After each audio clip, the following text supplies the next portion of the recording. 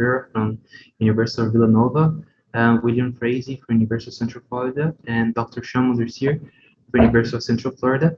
And this research project is on intelligent tutoring systems, specifically on the consistency of student performance models.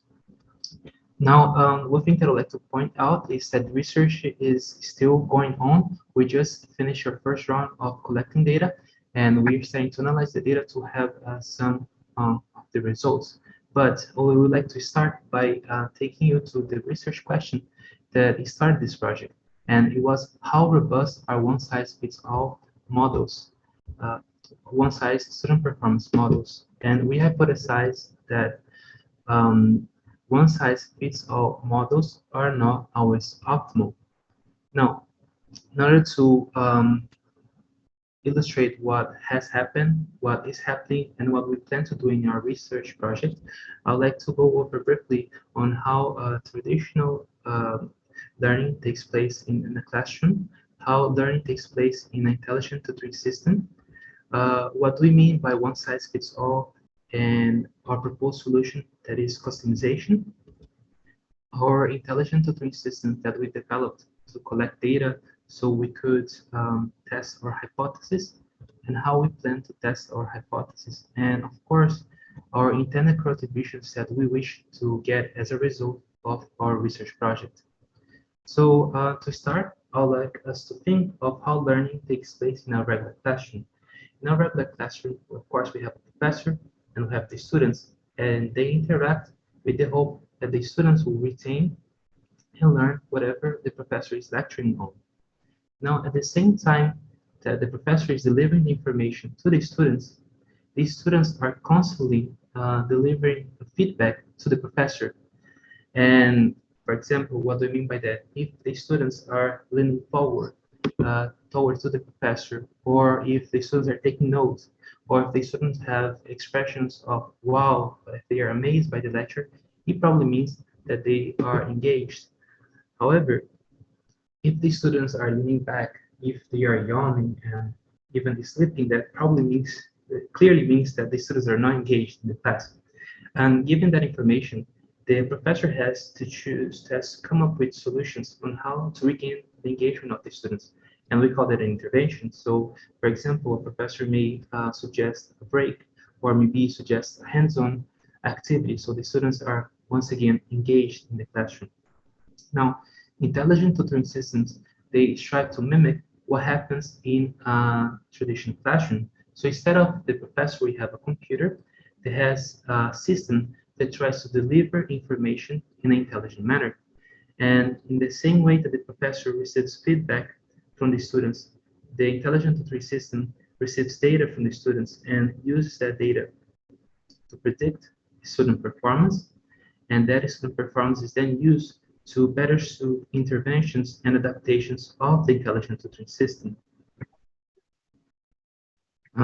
Now, if we would like to go over some of the drawbacks and benefits of intelligent tutoring system, one of the benefits that I really like and has to do with the democratization of education that can be achieved by intelligent tutoring systems is that intelligent tutoring systems are high scalable. There is a big scalability to it.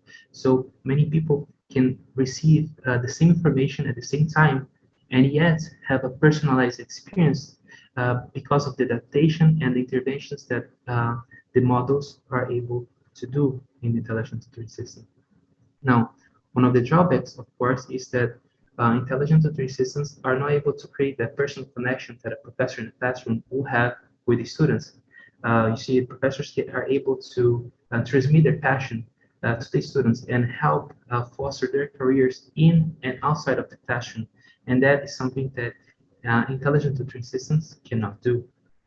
Now, going back on how intelligent tutoring systems are able to predict their student performance and are able to adapt and intervene,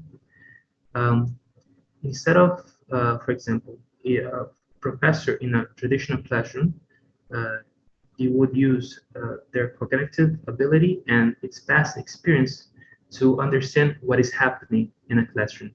Intelligent tutoring systems on the other hand, use models and algorithms that interpret the data that is given to them.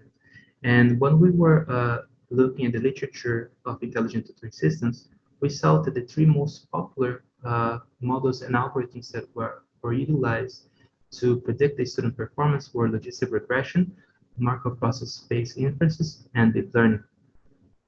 Now, another thing that we noted that was kind of a trend is that most of the focus in the literature was to get a model and try to make better and better versions of the same model, so it would yield more predictive power to have more precise uh, results in the predictions for interventions and so on and so forth. So, for example, for logistic regression, it started with best LR, which evolved to best LR plus. And for example, for Markov processes, it started with Bayesian knowledge tracing and evolved up to BKT plus. And in deep learning, we have several models that try to have better prediction than previous models that was in the literature. Now, going to what we are trying to focus on this project, Intelligent Tutoring System, that is the one-size-fits-all and customization. We saw that when people were developing better versions of the same model, they were using the same model for all the students that were utilizing the intelligent tutoring system. And we start to wonder if maybe instead of using one model to all the students, if we use different models that are better suited for each student, if we would be able to have better prediction model. So for example, there might be a model that does not perform well with missing data, and there might be a model that performs great when there is all the data available. And those are different cases that different students may have in an intelligent tutoring system. So maybe there is a case that customization may be good to have a better prediction and therefore better interventions in intelligent tutoring systems.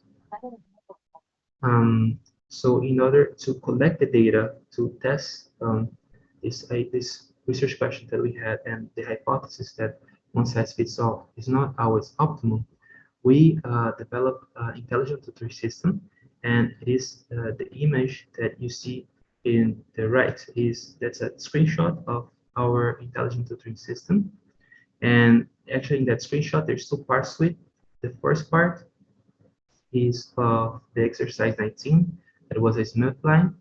And the second part is the graph that is not related to the code that it is in the exercise 19.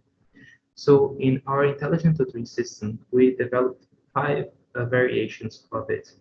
We had five different topics, were soccer, cybersecurity, movies, Marvels versus DC, and games. As you can see in the graph, the screenshot that we have was from the variation of games, and the student could choose between the five topics, the topic that they were most interested in. And the intelligent tutoring systems that we developed were to tutor in data visualization and graphs using R, specifically using the ggplot package. Now, the ggplot package is a really well-known package in R and uses a layering system. So you start with a blank canvas and you add layers and more layers until you have your final product that is, for example, the graph you see for games there. Now, in our intelligent tutoring system, the student had to answer questions for developing a certain graph, and they had to code that graph in R. So, for example, we see the first part of our screenshot that is exercise 19 smoothline. In that exercise, the student had to change the geom point to geom smooth in the code. And geom point is the geometric figure for the graph. So usually geom point is used for scatter plots, and then gsmooth would be the best speed line. And in order to check for the correctnesses of the exercises that the students were submitting in the intelligent tutoring system, we used two packages that was ggcheck and greatest, and they broke down the code into subtasks that you can see in the left side of the presentation, as you can see first, second, third, and fourth. So in order to create a graph, there is certain, you can break down the codes to create the graph in certain subtasks. So for example, to create the graph you see for tournaments per genre of gaming, the student has to first call the function ggplot, then has to call the right data set and spell it right, then has to call the function geonCall for the geometric figure of columns, then has to call the x-axis and the y-axis, that is number of tournaments and genre. And with those packages, ggcheck and Gradis, we were able to see the correctnesses of each subtask of the code. So for example, if a student misspelled, not misspelled, but for example, in the subtask number 4 for the y-axis, if instead of putting genre with the capital G, they put lowercase, there would be an error, and then we would be able to see where exactly in the code the student was having more difficulty. Now, with that system, we collected the data from subtasks, and I hope that you'll be able to put the pieces of the puzzle together with this overview. So if we start in the right side of the figure, we have the student that is interacting with our intelligent tutoring system that we call the data analytics tutorial. So the data analytics tutorial sends an assessment that is a question to create a certain graph. The student then sends the solution for that question with their code. That solution is then forwarded to the database as raw data. The logs of the interaction to the intelligent tutoring systems are sent to the database. At the same time, we send the log to the autograder, that is the ggcheck and the greatest, to check for the correctnesses of the answer of the student. And the correctnesses is then sent to the database as well. We have that information then fed to the models.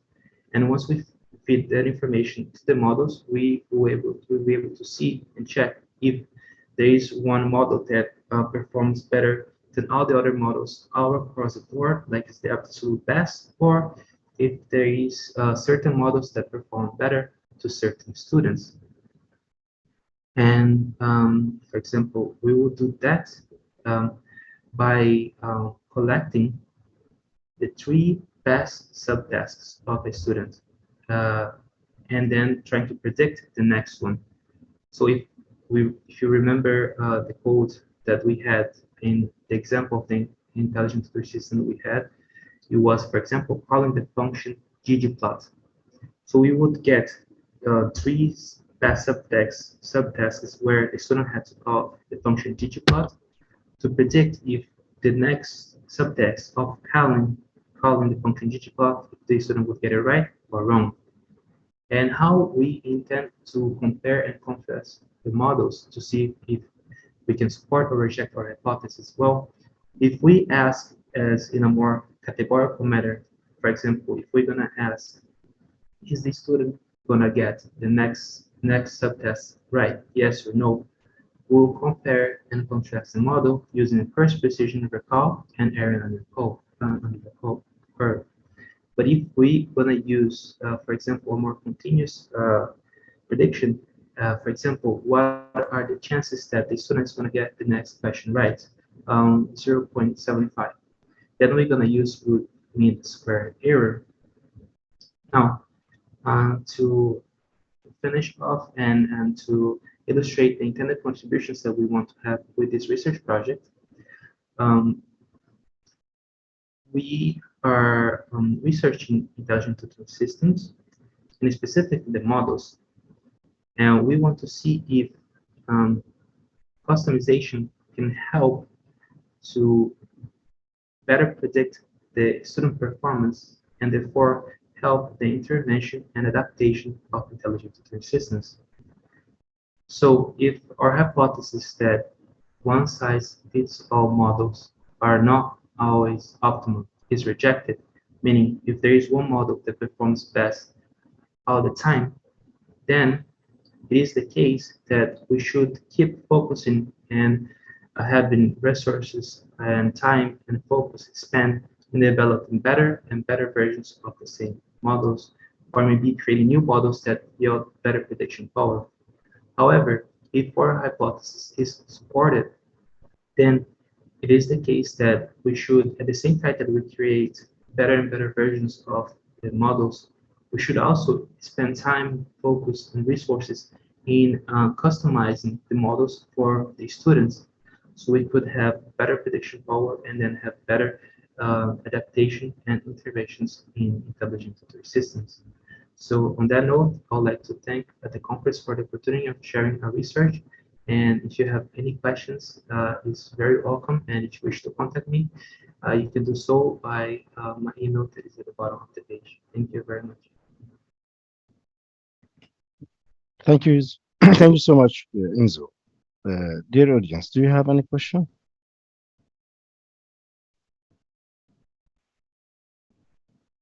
I just wanted to say you did a lot of good planning for the statistics and the performance metrics that he's going to be looking at in the projects. And I think having multiple institutions should increase the power of the conclusions that he's able to derive from this.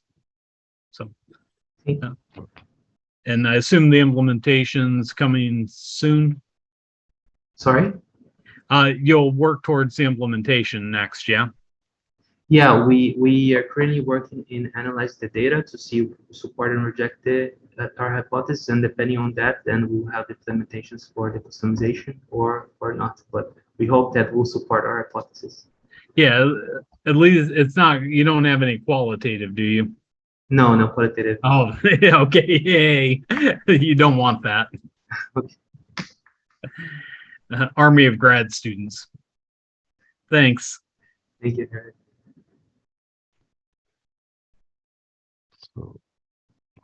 Okay, thank you so much. We have the last